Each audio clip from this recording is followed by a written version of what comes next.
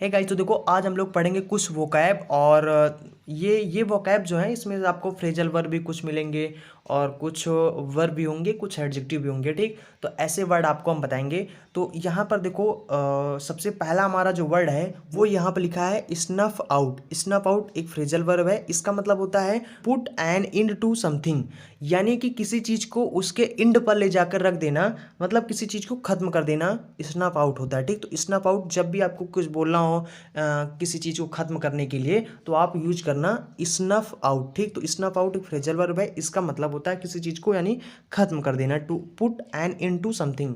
ठीक, इसके लिए वर्ड यूज कर सकते हो, जैसे इसके लिए और भी सिनोनिम्स वर्ड होते हैं, जैसे डिफीट बोल सकते हो। ठीक, किसी चीज़ को हरा देना यानी उसको ख़त्म कर देना, उसका अस्तित्व। ठीक, क्रश कर देना या किल बोल सकते हो, स्टैम्प आउट बोल सकते हो। ठीक, और एग्जाम्पल में आपको मैं समझा दूँ। देखो यहाँ पर जैसे कि लिखा हुआ है 3 फायर ब्रिगेड्स, यानी कि 3 जो फायर ब्रिगेड्स थे जो यानी आग बुझाने वाले थे, were called in. Were called in का मतलब उनका बुलाया गया, कॉल्ड इन मतलब उनको बुलाया गया। किस लिए? टू स्नफ आउट, यानी ख़त्म करने के लिए। किस चीज़ को ख़त्म करने के लिए? द डेडली फायर, भयानक जो आगी है। ठीक, डेडली का मतलब भयानक और फायर मतलब आग। ठीक, तो जो भयानक आगी लगी हुई थी उस आग को बुझाने के लिए यानी उस आग को ख़त्म करने के लिए 3 फायर ब्रिगेड्स को बुलाया गया। आई होप आप समझ गए होंगे। ठीक, तो इस तरीके से आप इस वर्ड को यूज कर सकते हैं। ठीक, तो स्नफ आउट का मतलब होता है किसी चीज़ को ख़त्म कर देना। इसके लिए सिनोनिम्स आप देख सकते हो यहाँ पर, डिफीट बोल सकते हो, क्रश बोल सकते हो, किल बोल सकते हो, स्टैम्प आउट बोल सकते हो। ठीक, तो चलिए अब मैं आपको अगला वर्ड बताता हूँ। ठीक, तो देखो अगला वर्ड है मींडर। मींडर एक वर्ब है। इसका मतलब होता है to follow an aimless and curved path. मतलब कि मींडर का मतलब होता है, अगर साफ शब्दों में मतलब समझना चाहें तो मींडर का मतलब घूमना। ठीक, अब किस प्रकार घूमना? वो होता नहीं कभी कभार जैसे कहीं घूमने जाना हो, मतलब लेकिन ये फिक्स ना हो कि कहाँ जाना है हमें घूमना ना, तो वो क्या होता है कि जैसे कहीं घूमना जाना है, अब फिक्स नहीं है, बिना उद्देश्य के आप घूमने जाओगे तो क्या करोगे? इधर उधर घूमोगे, जाओगे इधर उधर, टहलोगे, टहलने के बाद क्या करोगे?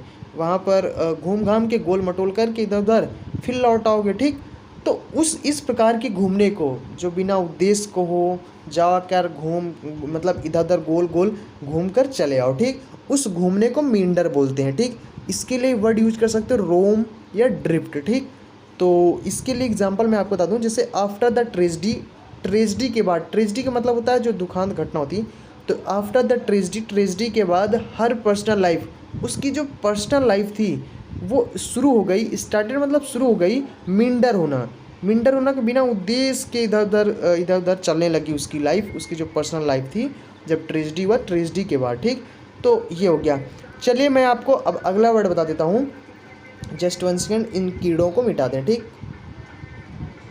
तो देखो यहाँ पर अगला वर्ड है टॉर्चुअस। ठीक, टॉर्चुअस अगला वर्ड है। ये बहुत अच्छा वर्ड है। ये एक एडजेक्टिव होता है। इसका मतलब होता है कोई चीज़ कॉम्प्लिकेटेड हो, कोई चीज़ ट्रिकी हो, उसको बोलते हैं टॉर्चुअस। ठीक, तो देखो यहाँ पर इसके लिए वर्ड यूज कर सकते हो मींडरिंग और कॉम्प्लेक्स या ट्विस्टेड। देखो टॉर्चुअस, हर वो चीज़ टॉर्चुअस है जो सीधी ना हो, टेढ़ी मेढ़ी हो, उसको बोलते हैं हम लोग टॉर्चुअस। तो समझ गए ना, टॉर्चुअस मतलब हर वो चीज़ जो सीधी ना हो उसको हम लोग क्या बोलते हैं? जलेबी जैसे टेढ़ी मेढ़ी हो उसको बोलते हैं टॉर्चुअस। जो चीज़ कॉम्प्लिकेटेड हो यानी उसको बोलते हैं हम लोग, जैसे एग्जाम्पल के लिए जैसे कि life is a hard and tortuous journey. मतलब जो जीवन होता है ना, वो जीवन की जो जर्नी है वो बहुत कठिन और बहुत टॉर्चुअस होती है। मतलब सीधी नहीं होती है, टेढ़ी मेढ़ी जलेबी की जैसी होती है, एक कठिन और टॉर्चुअस होता है। ठीक, तो आई होप आप इन वर्ड को समझ गए होंगे।